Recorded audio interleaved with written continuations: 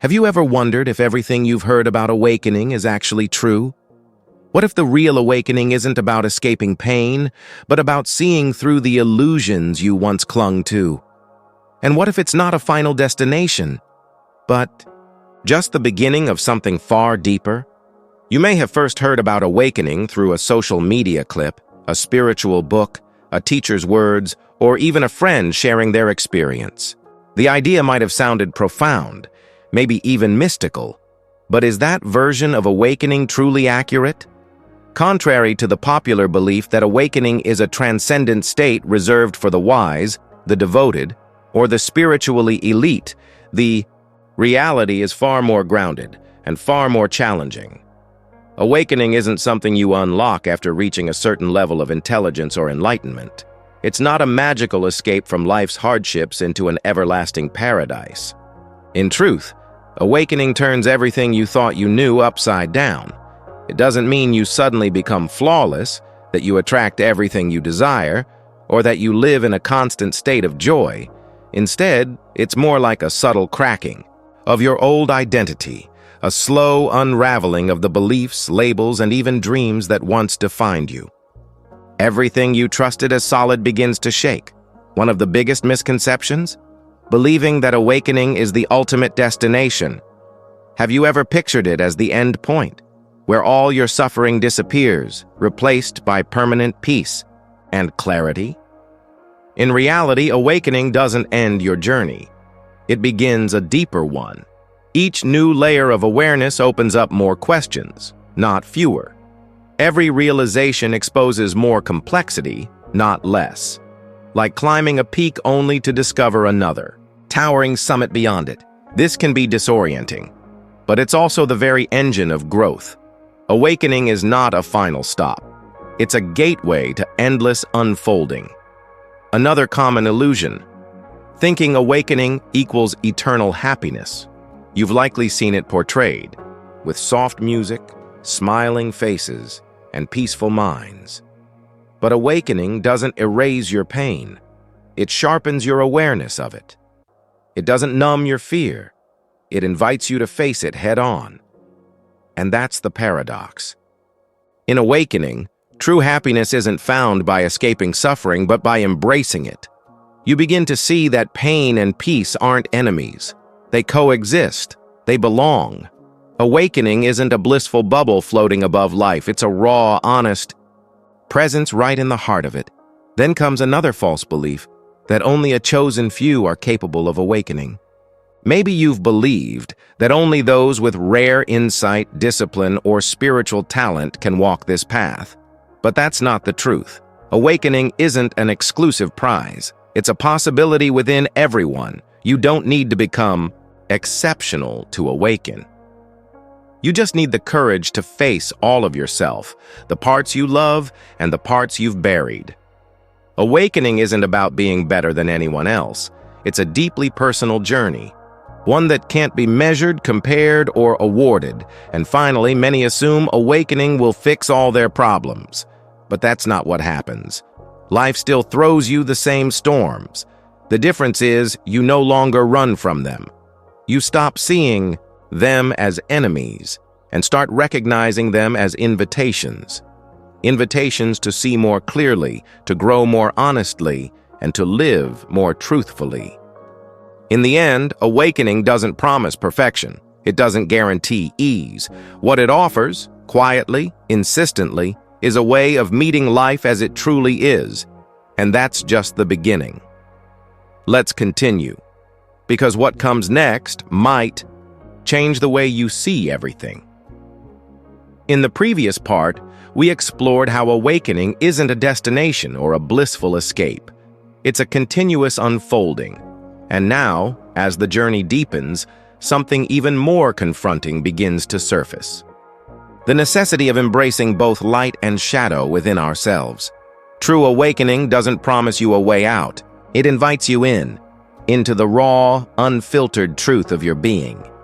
It's a path that asks you to live authentically, not just with your virtues, but with the parts you've hidden away. It's about learning to coexist with your contradictions, not denying them. It teaches you to stop dividing your experience into good and bad. You learn to let the light shine, yes, but also to sit with the darkness without flinching. Because the pain you once tried to suppress, that pain can become power. When accepted and understood, it transforms into insight and resilience. You might be wondering, where does the journey truly begin? Not in the comfort of peace, but in the discomfort of honesty. The brightness you often associate with awakening, the glowing calm, the perfect serenity, can be misleading. What lies beneath that light is not always a fairy tale. It's not a magical deliverance. It's a stripping away. Here's the truth few talk about. Before you feel liberated, you'll likely feel exposed. This is where shadow work begins. Popularized by Carl Jung, shadow work refers to facing the darker aspects of your psyche. But it's not about demonizing them. We all carry inner shadows, thoughts, emotions, memories, or impulses we've pushed away because they don't fit the image we want to present. These aren't inherently evil. They're simply the parts of ourselves we haven't yet dared to accept.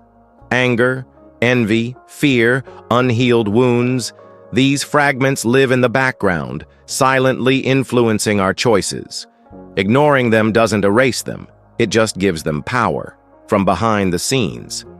Shadow work requires courage. It asks you to meet those parts, not with judgment, but with curiosity. Not to erase them, but to understand their place within your wholeness. And as you do, something incredible happens. The energy once spent on hiding, suppressing, or avoiding begins to free itself. That is healing in its truest form. And then comes a deeper plunge into what mystics and seekers have long described as the dark night of the soul. In Buddhism, this phase is not unfamiliar. Even the Buddha, before reaching enlightenment, endured a time of profound despair. Not a peaceful surrender, but an intense battle with his ego, fears, and deepest attachments. In that darkness, all illusions crumbled. Everything he believed gave life meaning dissolved into a vast, unclear void. But in that emptiness, something began to open, a new space for truth to emerge. Before sitting beneath the Bodhi tree, he faced his final trials. The Mara, the tempter, unleashed fear, illusions, and desires. But instead of retreating, the Buddha met each one with unwavering presence. That wasn't just an inner test, it was a symbolic threshold, the place where meaning collapses and the self stands bare. Have you ever stood at the edge of yourself, unsure what's left when all your roles and certainties vanish? 3 emotions often rise in this darkness. First, loss. You realize that everything you once believed would complete you, status, wealth, relationships, can't fill the inner void. They're like puzzle pieces from the wrong picture. Never. Quite fitting? Then comes isolation. Just like the Buddha, you may feel abandoned in the silence of your own mind. No one else can walk this part of the path for you. No voice from the outside can light the way in. It's a private, sacred confrontation with everything you've ever avoided. And this is just the beginning of what the dark night holds. Let's continue. Because in the next part, we'll explore how surviving the darkness becomes the soil for something even more powerful: rebirth. After walking through the silent solitude of the dark night, there comes a moment where that stillness forces you to look inward, deep into the parts of yourself you've long ignored. Without the noise of the world to distract you, the questions begin to surface. What am I really chasing? Why did those goals I once clung to start feeling so empty? What does any of it mean? The plans, ambitions, and beliefs that once served. As your compass now seemed to fade, as if the map you followed was drawn by someone else. That growing sense of uncertainty, though frightening, isn't a sign you've lost your way. In fact, it may be the clearest sign you're getting closer to something real. Just like the Buddha, who chose years of silence and reflection, this phase of haziness is not a void. It's an invitation. an invitation to strip away old illusions, to let go of beliefs that have grown brittle, and to finally see reality without distortion. This darkness isn't the end.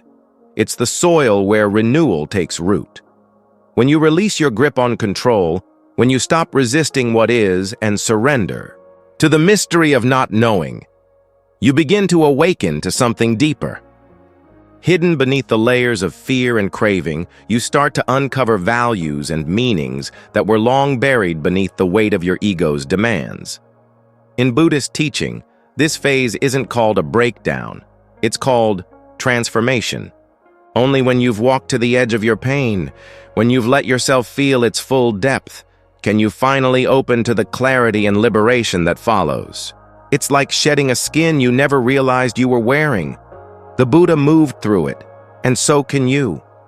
But the question is, will you sit beneath your own Bodhi tree, turn inward instead of running away, and trust that the light inside you knows the way?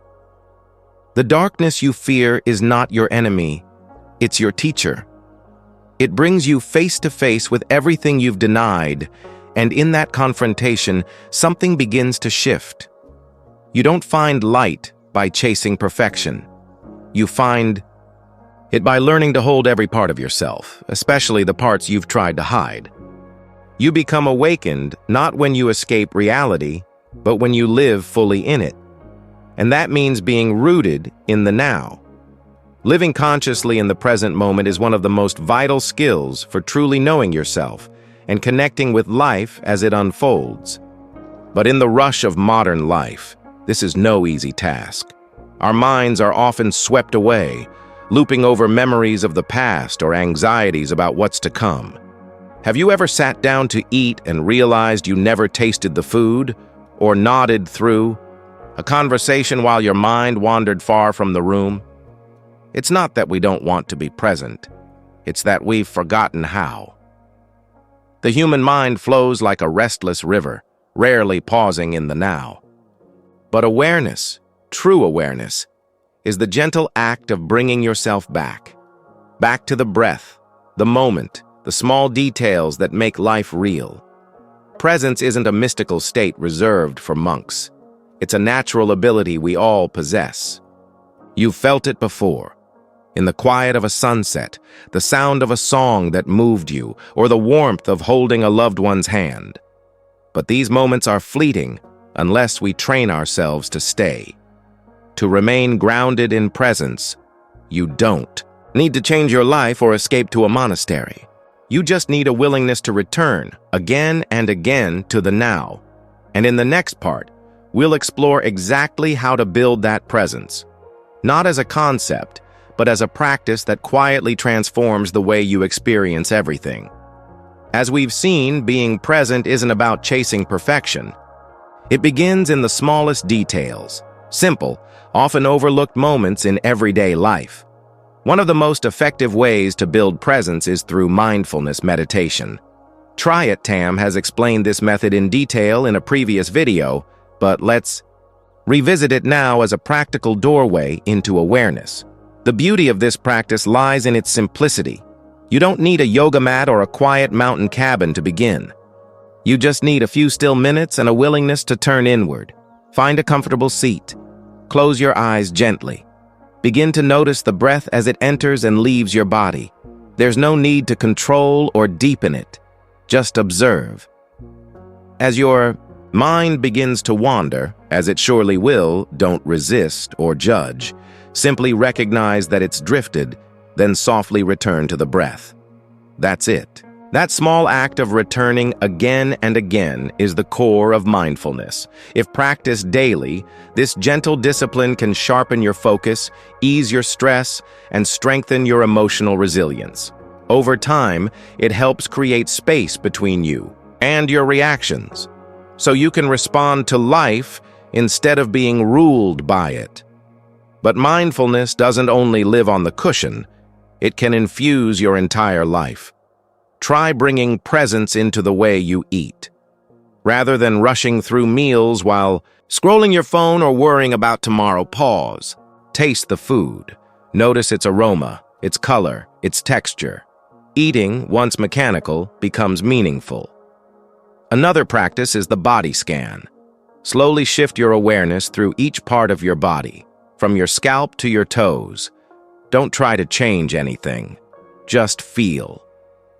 This quiet process reveals where tension hides, helping you gently release what no longer needs to be held. Still, let's be honest. Living mindfully isn't always smooth. It's not about achieving peace and calm all the time. Some days, mindfulness will bring you face to face with pain you've long buried. Old wounds, anxious thoughts, moments you'd rather forget, they all come to the surface. But this is the heart of real awareness. You're not escaping reality. You're learning to stay, even when it hurts. Because pain, surprisingly, can become your teacher. It invites you to look deeper, to listen more carefully to what's really going on inside. Here's the truth many overlook. You don't need to be perfect to live mindfully. There's no finish line you have to reach. Mindfulness is a choice, a decision you make every day.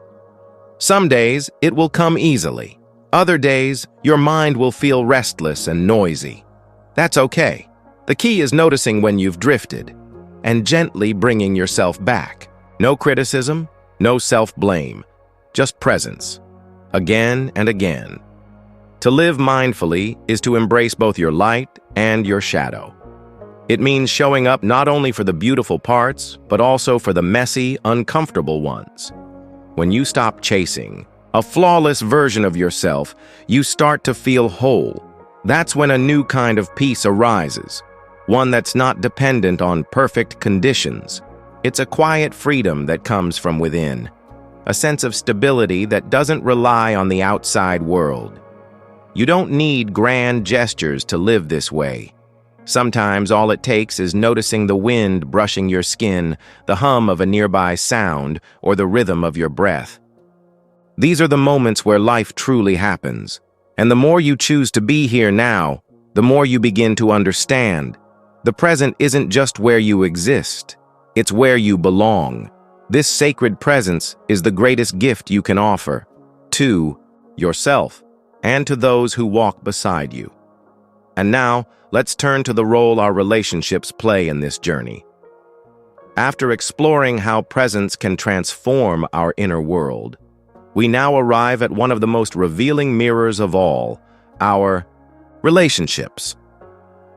Relationships aren't just casual social exchanges. They are, in truth, some of the clearest reflections of who we are. As your awakening deepens, you begin to see that every emotion, every reaction, every tension with another person is actually an invitation to understand yourself more clearly. The things you admire, appreciate, or dislike in others often point to hidden aspects of your own psyche. These are parts of you that may be waiting to be acknowledged. The other person isn't the real problem. They are the mirror that shows you what you've avoided looking at within yourself. Have you ever felt unexpectedly hurt by someone's offhand comment? Or found yourself irritated with someone who didn't seem to do anything wrong? These intense feelings often come not from the action itself, but from an old wound within you that hasn't fully healed. A simple remark might sting deeply, not because it's true, but because it brushes against a fear inside you. Maybe it's the fear of not being good enough, not being valued, or not being worthy of love. Carl Jung described this phenomenon as projection, where emotions or traits we reject in ourselves are unconsciously cast onto others. When you spot arrogance, selfishness, or fragility in someone else, pause and ask, what is this showing me about myself? It's not easy, but the people who stir your anger, disappointment, or insecurity can become your greatest teachers. They shine light on the parts of you still waiting to be understood. Instead of blaming them, try asking, why did I react so strongly? What is this emotion pointing to inside me? But relationships aren't only reflections of shadow. They also reveal light. The people who love you unconditionally are reminders of your own beauty. Their kindness, patience, and belief in you echo the qualities you may have forgotten reside in you too. When you look into the eyes of someone who trusts you, supports you, and forgives your flaws, you're not just seeing them, you're glimpsing the strength, compassion, and depth within your own soul. Of course, not everyone will continue with you as you change. As you grow, some relationships may become strained, distant, or even fall away entirely. This isn't a failure. It's simply a sign that your paths are no longer aligned. It can be lonely, but it's also a moment to cherish your own worth and to nurture the connections that resonate with your evolving truth. This change doesn't require you to abandon others. It invites you to accept that each person has their own journey. To keep your balance, the key is honest, compassionate communication. Speak your truth gently, without expecting others to understand it perfectly. And listen, with openness, not judgment. Practicing empathy also frees you from unrealistic expectations. No one is perfect, and when you can see others in their imperfections, you begin to embrace your own. Every flaw, every misstep, becomes part of the shared human experience. In every connection, there is both light and shadow, just like within yourself. The more you can love both in others, the more whole you become. And in that acceptance, a deeper awakening begins to take root. Because the foundation of true awakening isn't pride or control. It's humility, and a heart ready to serve something greater than the self. Now let's take this one step further, by looking at what it truly means to live with awakened awareness in the midst of daily life. As we saw in the last part, true awakening isn't about rising above others. It's about learning to live with humility and connection. And the deeper you go on this path, the more you realize spiritual growth is not separation from the world, but a deeper immersion into it. Many people imagine enlightenment as a transcendent state, detached from earthly needs or human interaction. But the truth is, the more awake you become, the more you feel called to serve, to show up, to care, and to contribute in meaningful ways. Awakening doesn't lift you above humanity. It roots you more deeply within it. Humility is often misunderstood. It's not about making yourself small. It's the doorway to seeing the vastness of the world and understanding your unique place in it. The story of the Buddha beautifully reflects this. He didn't reach enlightenment by escaping the world, but by embracing its suffering with compassion. When he saw the pain of others, he didn't retreat into a private peace. He returned to walk among the people, to share what he had discovered. That was not a sacrifice. It was the purest expression of love, because real enlightenment isn't something you possess, it's something you share.